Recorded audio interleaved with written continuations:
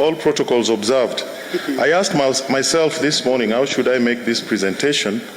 So I decided I'll just use African wise sayings to convey the essence of dialogue in democratic governance, and then highlight one or two things. I think we can all connect with our sayings. The first one I got from West Africa. At every level, the African is first and foremost a social being. All stages are marked by meetings under the conversation tree, where all are not just free, but actually duty-bound to express themselves. I understand dialogue to be a process of discussion, conversation, negotiation, deliberation, as opposed to monologue, where it is one side whose voice is being heard. The Americans have a very good saying for it: out of many, one. And we all know what democracy is. Demo means the people. Kratia means the rule. So it is the rule of the people, as opposed to aristocracy, rule of the elite, or what the distinguished senior counsel Kiraitu Murungi talked about, nihilism, where the might is right. The second quotation, or the second wise saying, goes as follows: everyone has to give an opinion about the problem set down for discussion. The eldest or most authoritative speak last in order to create a synthesis. When the best and most consonant decision is chosen, it is incumbent upon all. In other words, in a democracy, we must acknowledge plurality of ideas, opinions, arguments, and our focus should be to achieve the greatest good for the greatest number, and not all those things you are being told that politics is about self-interest. Those are people who have studied political science, but up to about 16th century. Current politics is about achieving the greatest good for the greatest number. In other words, public interest, public welfare. And if you look at our constitution, the entire construction is aimed to generate the greatest good for the greatest number. In other words, politics is a collaboratory. It's a collaboration from amongst various people, and every voice counts. The other one is, when the weaver lifts one foot, the other descends. When one foot stops and the movement ceases, no more cloth is made. His hands launch the shuttle, it goes from one hand to the other. No hand can ever keep hold of it. As the action of the weaver, so is the union of opposites that weaves our life.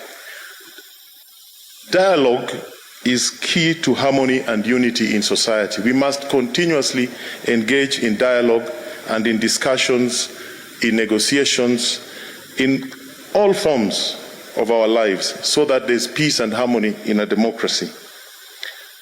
As in life itself, opposites coexist everywhere, in social organization and in emotional life, in the exchanges between individuals. To live and actualize the contradiction, that is the essential. In other words, democracy can only be achieved through dialogue. We must always strive to get common ground. And the whole purpose is to reconcile our various competing interests to establish what we call common interests or national interests. The other one from Ethiopia: when we don't listen to the little things happening around us, we end up having huge earthquakes. The opposite of dialogue is disharmony, conflicts, misunderstandings. And as Frantz Fanon said, people revolt when they can't breathe. If you don't listen to what you are being told, expect a revolution. And getting out of Africa, I picked a few statements that could help us understand why we are all here. A great English poet once said, "I am part of all that I have met.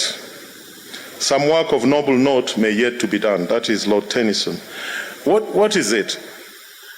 When, like we are all here today, let each person, when living here, embrace the ideas of another person, so that your ideas can be part of his and his part of yours. And let's all carry a piece of everyone. In other words, if we listen well, we will realize everybody has something useful to contribute, and when we leave here, we will have gained not just for ourselves, but for our country. The youth should work together to challenge the status quo. They must not give up. That is Wole Soyinka. To build a better future, you must work together. And remember what the Americans tell us: eternal vigilance is the price of liberty. For the young who are here, it is your time to engage. It is your time to inject. It is your time to be part of the process. And by registering as a voter, you are doing something that is very important. You are downloading power into your hands. So you must register as a voter to have that power in your hands. One of the penalties for refusing to participate in politics is that you end up being governed by your inferiors. That is what Plato taught us. Finally, there are areas that I think we should have dialogue on going forward. And remember, dialogue is indefinitely novel. One is delimitation, and I'm happy IEBC is here because we have engaged with them in Parliament how to build public confidence. And I have every confidence that they are doing the right thing, the leadership and the commissioners. We have an issue of interest to the public, delimitation of boundaries. I know it is not going to happen, but let us complete the legal circle, whether we are getting an advisory from the Supreme Court, so that that issue is put to bed. We have the issue of campaign financing law. It is the misuse of money that is disadvantaging a lot of our young people and women from engaging in politics. It is time we regulate how much money affects our politics or infects our politics. Violence, use of goons.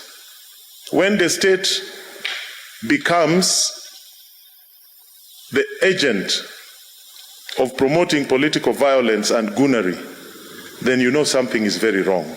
And I think as all political parties who are here, we should condemn this in one voice and make political processes peaceful. Thirdly, voter registration. And I invite IEBC to explain to the public what we call voter eligible population is and voting age population is, because most people may not understand that we have some cases in court about census and those issues. I think we need to deliberate on these issues so that we are all on the same page and there are no controversies that will come from that. To CMD, I want to challenge all the political parties. Our constitution, when it talks of Kenya being multi-party, it doesn't mean registered political parties. It simply means different pathways to political office. It is now time to open CMD and independent candidates. And we need also to open political party financing to independent candidates. It is how we will help these young people and women get into political office. IEBC, again, we need to talk about election technology. It's a big elephant in our elections. We need to have confidence on not just the technology itself, but also on who supplies that technology. And we need to discuss that and agree in good time. You will understand that in this world, established political parties are running out of fashion.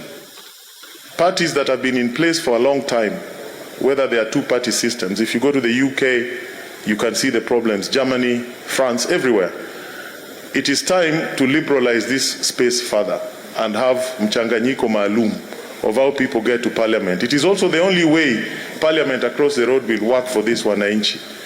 And we are having a problem with liberation parties across Africa. Wherever you have a liberation movement in power, there is no democracy.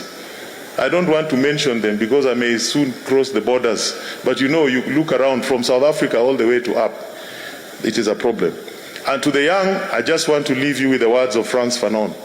Each generation must discover its mission, fulfill it or betray it with relative opacity. Thank you for listening to me.